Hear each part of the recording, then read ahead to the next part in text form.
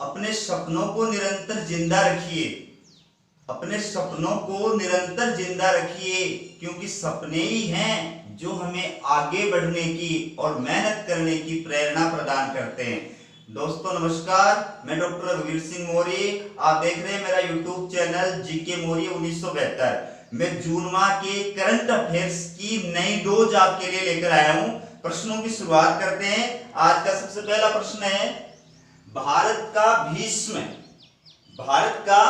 भीष्म किस टैंक को कहा जाता है? तो इसका उत्तर है T90 टैंक। T90 टैंक जो है इसको भारत का भीष्म कहा जाता है। अभी हाल ही में चीन के विरुद्ध इसको लद्दाख में तैनात किया गया है। यह दुनिया के सबसे अचूक माने जाने वाले टैंकों में से एक है, जो 1 मिनट में 8 गोले दाग सकता है और जैविक और रासायनिक हथियारों का मुकाबला करने में सक्षम है। ये टैंक जो है ये दुनिया के सबसे हल्के टैंकों में से एक है, जिसका वजन 48 टन है। अगला प्रश्न है, धारा 370 और 35A हटने के बाद जम्मू और कश्मीर की नागरिकता ग्रहण करने वाले पहले IAS अधिकारी कौन हैं? इनका उत्तर है नवीन कुमार चौधरी। देखिए बहुत अच्छा प्रश्न है। नवीन कुमार चौधरी जो है ये मूलतः बिहार के दरभंगा जिले के हैं, लेकिन अभी हाल ही में जम्मू कश्मीर की नागरिकता ग्रहण करने वाले ये पहले जो है IAS अधिकारी बन गए हैं। मैं आपको ये भी बता दूं कि 18 मई 2020 को यूनियन टेरिटरी डोमिसाइल एक्ट पारित करने के बाद जम्मू कश्मीर की नागरिकता लेने वाला ये पहला IAS अधिकारी बन गया है।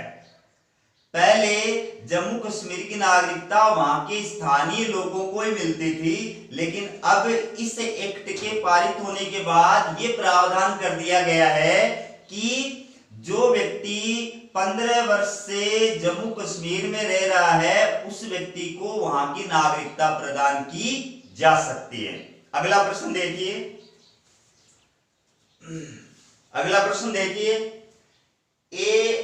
AHIDF का पूरा नाम है, इसका पूरा नाम है पशुपालन बुनियादी ढांचा विकास फंड। पशुपालन बुनियादी ढांचा विकास फंड। इस फंड की स्थापना अभी हाल ही में केंद्र सरकार के द्वारा की गई है। इस फंड में 15,000 करोड़ रुपए रखे गए हैं और इस फंड की स्थापना का प्रमुख उद्देश्य है किसानों की स्थिति में सुधार करना, पशुपालन और डेयरी उद्योग को बढ़ावा देना। अगला प्रश्न देखिए, हाल ही में केंद्र सरकार द्वारा घोषित अंतरराष्ट्रीय हवाई अड्डे का नाम है? तो इसका उत्तर है कुशीनगर हवाई अड्डा। कुशीनगर हवाई अड्डा उत्तर प्रदेश में स्थित है। हाल ही में केंद्र सरकार ने और इस हवाई अड्डे को अंतरराष्ट्रीय हवाई अड्डा घोषित किया है। मैं आपको यह भी बता दूं कि इस हवाई अड्डे का जो महत्व है वो इस वजह से है क्योंकि जो कुशीनगर स्थान है, यूपी में जो कुशीनगर स्थान है, ये कुशीनगर स्थान महात्मा बुद्ध के निर्वाण की स्थली है। मतलब कुशीनगर में ही महात्मा बुद्ध को निर्वाण यानी मोक्ष की प्राप्ति हुई थी। इस वजह से बौद्ध धर्म के विदेशों में रहने वाले जितने भी अनुयायी हैं वो प्रतिवर्ष और महात्मा बुद्ध के जीवन से जुड़ी हुई इस स्थली का दर्शन करने के लिए और कुशीनगर आते हैं। अगला प्रश्न देखिए, ब्रिक्स शिखर सम्मेलन 2020 आयोजित होगा? इसका उत्तर है सेंट पीटर्सबर्ग। सेंट पीटर्सबर्ग जो है ये रूस में है। 2020 का ब्रिक्स जो शिखर सम्मेलन है वो सेंट पीटर्सबर्ग में आयोजित किया जाएगा। मैं आपको यह भी बता दूं कि ब्रिक्स का मूल जो नाम था वो ब्रिक था। अब इनका नाम देखिए आप, BRICS। तो इसमें 5 सदस्य देश हैं। ब्रिक्स देशों का ये जो संगठन है ये दुनिया की सबसे तेज गति से बढ़ने वाली 5 देशों की अर्थव्यवस्थाओं वाले देशों का एक संगठन है। अब इसमें कौन कौन से 5 देश शामिल है वो देखिए आप। बी यानी ब्राजील, आर यानी रूस रसिया, आई यानी इंडिया, सी यानी चाइना, एस यानी साउथ अफ्रीका। ये 5 देश ब्रिक्स के सदस्य देश हैं। तो इसको 2010 से पहले ब्रिक कहा जाता था, यानी ब्राजील, रसिया, इंडिया और चाइना। 2010 में इस संगठन में साउथ अफ्रीका शामिल हो गया, उस वजह से इसका नाम ब्रिक के बजाय क्या हो गया, ब्रिक्स हो गया। मैं आपको यह भी बता दूं कि ये जो ब्रिक नामकरण किया गया था ये ब्रिटेन के एक अर्थशास्त्री थे। ध्यान से सुनना, बहुत इंपॉर्टेंट है कि ब्रिक्स संगठन का मूल जो नाम था वो ब्रिक था, और ये ब्रिक नाम जो था वो किसके द्वारा दिया गया था, ये ब्रिटेन के एक अर्थशास्त्री थे और साथ ही साथ गोल्डन मैन कंपनी थी वहां की, उस कंपनी के चेयरमैन थे और उनका नाम था जिम ओ'नील। तो उन्होंने दुनिया के सबसे तेज गति से बढ़ने वाले 4 देशों की अर्थव्यवस्थाओं के नाम को संबोधित करने के लिए और इस ब्रिक्स शब्द का इस्तेमाल किया था। मैं आपको यह भी बता दूं कि ब्रिक्स संगठन के ये जो 5 सदस्य देश हैं, इन देशों में विश्व की कुल जनसंख्या का 42% है और विश्व की कुल जीडीपी का 23% योगदान है, तथा विश्व के कुल व्यापार का 17% योगदान जो है वो इन देशों का, इस संगठन का है। अगला प्रश्न है, हाल ही में प्रकाशित पुस्तक a chemistry on the air, a chemistry on the air के लेखक कौन हैं? तो इनका उत्तर है के खंडेलवाल। के खंडेलवाल के द्वारा वायु प्रदूषण के ऊपर जो है ये पुस्तक लिखी गई है।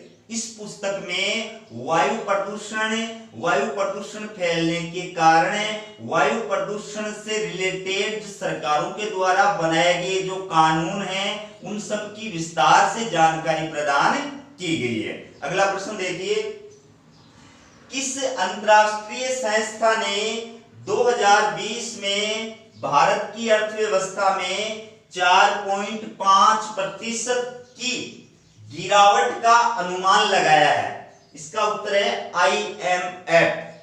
IMF पूरा नाम है इंटरनेशनल मनी फंड, यानी अंतरराष्ट्रीय मुद्रा कोष। इस वैश्विक संस्था ने भारत की अर्थव्यवस्था के लिए 2020 में 4.5% की गिरावट का अनुमान लगाया है। मैं आपको यह भी बता दूं कि IMF जो है इसकी स्थापना 27 दिसंबर 1945 को हुई थी और इसका मुख्यालय वाशिंगटन DC में स्थित है। इसकी वर्तमान जो सदस्य संख्या है वो है 189। अगला प्रश्न देखिए, अमेरिका में राष्ट्रपति चुनाव 2020 किस माह में होंगे? इसका उत्तर है नवंबर माह में। अमेरिका में राष्ट्रपति चुनाव जो है नवंबर माह में संपन्न होंगे। मैं आपको यह भी बता दूं कि अमेरिका में राष्ट्रपति का कार्यकाल 4 वर्ष होता है, तो हर 4 वर्ष के पश्चात वहां पर राष्ट्रपति के चुनाव होते हैं और वहां पर फिक्स तारीख है, फिक्स माह है कि नवंबर माह में ही राष्ट्रपति के चुनाव होते हैं और फिक्स तारीख है कि 20 जनवरी को ही वहां का राष्ट्रपति जो है वो पद ग्रहण की शपथ लेता है। नवंबर माह में अमेरिका में संपन्न होने वाले राष्ट्रपति चुनाव में डेमोक्रेटिक पार्टी के प्रत्याशियों की दौड़ में जो सबसे आगे चल रहे हैं वो उम्मीदवार है जो बाइडेन।